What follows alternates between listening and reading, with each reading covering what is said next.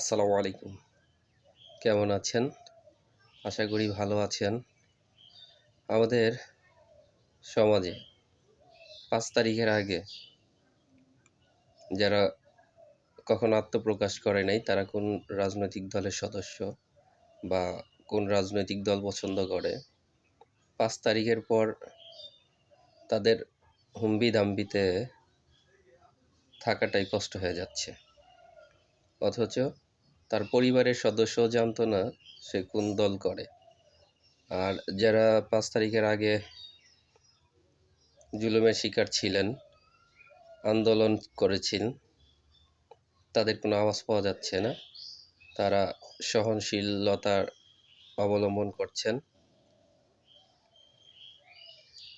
অথচ কিছু হাইব্রিডের জন্ম হয়েছে নতুন করে। তাদের হাত থেকে আমাদের সবাইকে আল্লাহ রক্ষা করুক।